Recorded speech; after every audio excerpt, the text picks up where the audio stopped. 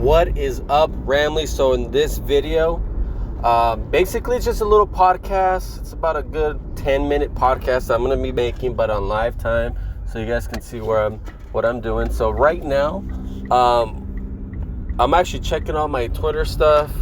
But if you guys haven't followed me already, y'all need to follow me on Twitter if you want. It's usually where I rant and I repost, and obviously I'll do all that stuff. So it's all football stuff. That's something I said in August 18th. The Rams were giving me 12-4 vibes. Hopefully I'm right.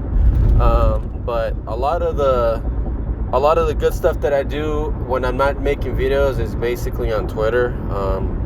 I like the community on Twitter for the Rams. So if you guys haven't followed me already, please do. But other than this part, you guys, a lot of what I want to talk about today is leading up to the Eagles game, because when I make the Rams video, it's basically about the Eagles and Rams. It's basically about what's going on and what I like and matches that I don't like. But right now the Eagles are injured. The Eagles are pretty badly injured on the offensive line. They have issues. What I do know is that their pass rush is pretty damn good still. They're able to score points. I mean, I don't know what the hell happened, but the Eagles ended up only scoring about 17 points. We're up 17-0, and then the Washington football team / the Skins. I'll still call them the Skins. Maybe not the Redskins, but I'll call them the Skins because that's what a lot of the Redskins fans, Washington football team fans, call it. But they scored 27 unanswered points. So my thinking at the moment is that secondary of the Eagles isn't as good as it used to be. That used to be the strong suit for the Eagles. And well, the Rams, you already know we have weapons on the outside. Our offensive line looked pretty good against the Dallas Cowboys. And I think it's a good matchup for the Rams this time. But that pass rush is still something to watch out for against the Rams. But we still got a pretty good core. Another thing as well is the Rams. They had one of the highest graded offensive line except Joseph Noteboom. So hopefully I can see it. Pro Football Focus said that, I guess Andrew Whitworth, his PFF grade was like 91.6, something like that. I can't find it on my damn Twitter. I know I retweeted it or I liked it or something like that. But let's see if I can find it through my guy Sly on Twitter. Sly Thing Blue, huge Dodger fan. And he reposts a lot of Rams memes and good content. He does a lot of good NFL draft stuff. So I know I saw it on his, but it's a Pro Football Focus rating. But the Rams were one of the highest rated. There it is. The offensive line right now looks like that. So 95.2 for Andrew Whitworth. Basically perfect game.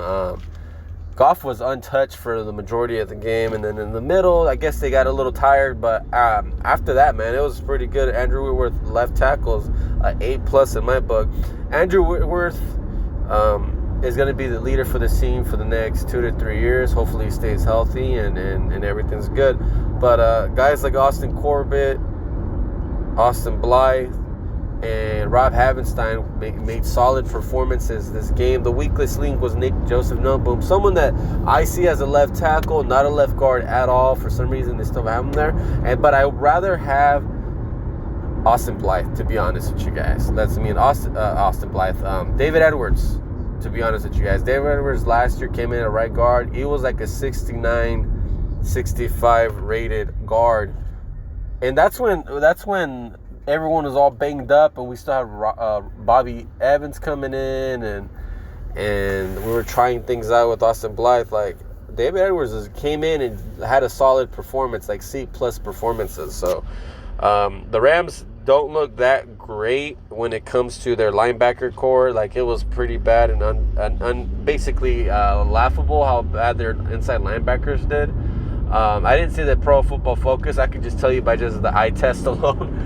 But, yeah, it was the Rams' offensive line versus the Eagles' defensive line is going to be a pretty good matchup. I think they need to really rethink having Joseph Noteboom being there at the left guard position. I like him at left tackle. He's better built as a left tackle, but he's not a guard, man. He'll get overpowered, and that's basically what I saw is Aldon Smith was overpowering him, and I think he's the one that gave up that pressure where Jared Goff got hit in the face. So that's one of the things to look at. But the Rams, man, really surprised. We're 1-0 right now. The rest of the division, the Seahawks, the Cardinals also have a win. The Niners are the only 0-1 team right now. They lost to the Cardinals, so the 49ers lost to the Cardinals. So that's where we're at this moment, at this juncture, is they're already started off bad, and the Niners are actually badly hurt right now. I think they have like 4 of their wide receivers banged up. They got an offensive lineman that's injured. Kettle doesn't look that explosive at the moment. They're really relying on their running backs and their scheme to score points. And Jimmy G looked like straight trash in that 49er versus Cardinals game. Everyone's clowning him at the moment, but it's pretty damn terrible for the Niners at the moment, which I love to see. I mean, I'm hoping that it goes bad, but they actually have like 3 easy games coming up. So if they can lose one of those games, I'll be very, very happy. The Rams have a semi-difficult schedule going in. Supposedly we have an easier schedule than the Niners, but at right now, I mean, we got the Eagles. I think we have like the Bills after that. And eventually we'll end up playing the Seattle Seahawks like in week 6 or 7. It gets really tough in the end of the year, but that's to see which team has the biggest cojones in the division, because we're playing all division games in the end of the year. But let's see. Another thing too, with some of the yards that were thrown at the game, Jared Goff is now 5th in all-time Rams passing yards, and he ends up beating Kurt Warner, I think, in this list. So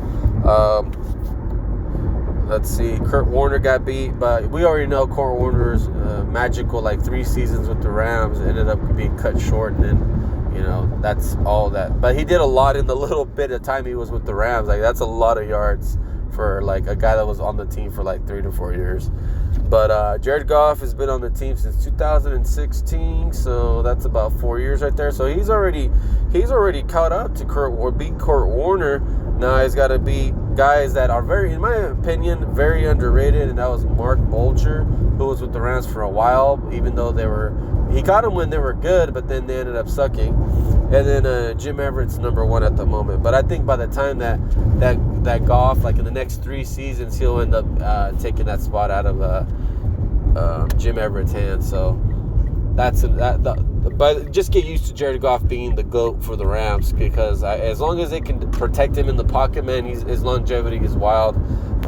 He's pretty damn young still. I think he's 26, 20. I don't think he's 27, so I think he's about 26 right now, maybe 27. But for quarterback years, man, that's still young, man. This guy can go and throw for another 14,000 yards by the time he retires, or even more than that, as long as he can protect the guy.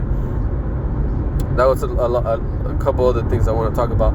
Oh yeah, Leonard Floyd comes in with the sack that just looks pretty damn solid, and he's already making his presence felt. He's the only one of the pass rushers that actually got some decent pressures, is Leonard Floyd. Ja'Kai Paulette ended up getting 1 out of 1 play he was even in the game. He was in the game for 1 play.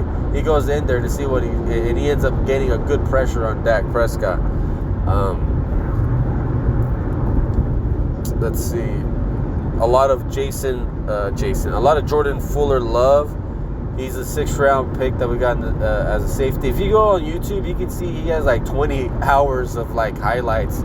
I don't know how this guy ended up getting in the 6th round. It might have been because of his it might have been just because out of the fact that he's athletically, he's not the fastest guy, but he's decent. It's another John Johnson, but he's our shining rookie at the moment, and he makes plays, and that's all the Rams care about, and that's all I care about. So now the Aaron Donald, he got a lot of pressures on these guys, and I'm gonna make a video after this talking about his game against the Cowboys, and that Cowboys offense where he was lined up is very difficult. and very good, and he was able to like dominate, man. He was able to dominate this game and make his presence felt. It's like you just told him, like, Hulk, go and smash these fools, and then he ends up going and smashing these guys across the head, and Dak usually feels his wrath, and also Russell Wilson, so I'm not really surprised. And he just makes these guys, he makes these guys look like kids on the football field, man. Just throwing Zeke Elliott at Dak, basically. He used Zeke Elliott right there as a projectile, like you would throw a rock at someone. He just tosses his ass into Prescott right there, and it's just amazing to watch. Let's see. That's the dirty hit on Goff right there. So that's showing you the, and I'm pretty sure that's Joseph Nobu blocking, if I'm not mistaken, or it could have been a tight end, but it just didn't look good for Goff, and he ends up throwing that interception. And no one slanders my quarterback and gets away with it. So if I see that on Twitter, I'm going to get on there and beef with someone for like 10 minutes. But yeah, man, I catch me on Twitter, man. If you guys haven't seen me already on Twitter, go and follow me there. That's usually where you'll find me if I'm not on YouTube, trolling on Niners and freaking Raiders and Cardinal fans. So that's usually where I go and get a lot of my info and some of the memes I might be, or pictures I might get from that's Shakai Paulette right there with the pressure. With that one play he was in, he ends up getting that pressure, which ended up being a good pressure. But that's usually where I come and get most of my stuff that I think is funny. I'll kind of use it sometimes and give them credit, of course. So that's Goff's performance right there. Third downs, 6 and 10, and again Dak got 1 out of 7, passing yards 11. And the other one's 90. So Goff was the superior quarterback. I do think that our offensive line was still better than the Cowboys in this game. So I'm not going to give Jared Goff like an A+. He did make some mistakes, and he did miss some guys when they were somewhat open.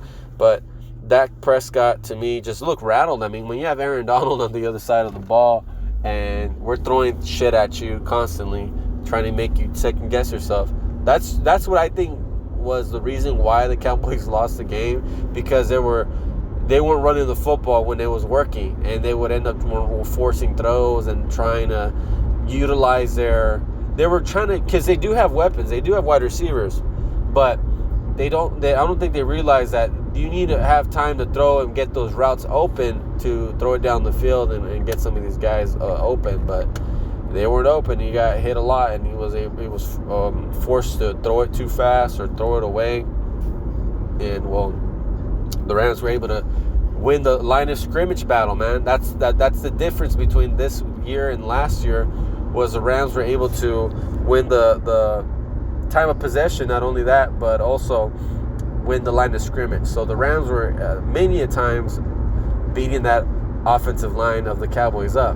Then vice versa, the Rams were able to get their offensive line and beat down on in the running game against the Cowboys defensive line in front seven. So I just thought it was something that we need to show more love to the offensive line.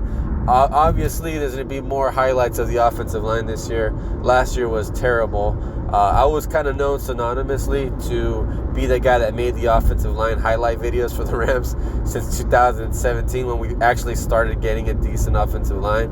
And I think this year we'll have more of that coming back. So got to show love to the Rams helmets. I don't care what you say about the uniforms. I get it. Some guys don't like the uniforms, others do.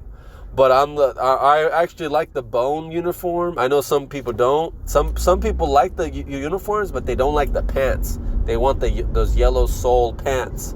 And I get it, but do not slander that helmet, man. Those helmets look good on television. They look nice and crisp. And I enjoy the helmets. I wish we could have had it my way, where we had the old school jerseys, like the blue and yellow, and the vintage Rams home jersey, and the white and blue jersey from like the Fearsome Foursome, but a modern look of that. But you know what? I still like our current helmets. You know, trash the uniforms all you want, but I like the helmets. Now, Let's see, just some more stuff. I do follow Downtown Rams on Twitter. It's a good place to follow them, and they do have a pretty cool YouTube channel. It doesn't get all the many views because I don't think they make too many videos on here, but it's very good information. If you're a Rams fan, go follow Downtown Rams on their YouTube channel and show them some love. Say that Clash of the Horn sent you, and let's see. I think that's mainly what I want to talk about today. Other than that, man, I'll get you guys that Aaron Donald video that I said I was going to make, and I will make that. I got everything I need to make it. I just need to record it and use some of the videos and highlight some of the moments that I thought were very good for the Rams. And that's another one of Stephen A. Smith trolling the Cowboys. I think it's a good way to start a video. Hopefully, if it freaking uploads and plays. But Stephen A. Smith is like the ultimate Cowboy. He loses his first game as Cowboys head coach. He loses a few players to injury in the process that he's going to answer questions about on that fourth down. But how about the Cowboys? See y'all tomorrow on First Take. You hear? All right, you guys. Leave a like, leave a share, leave a comment, and more to come.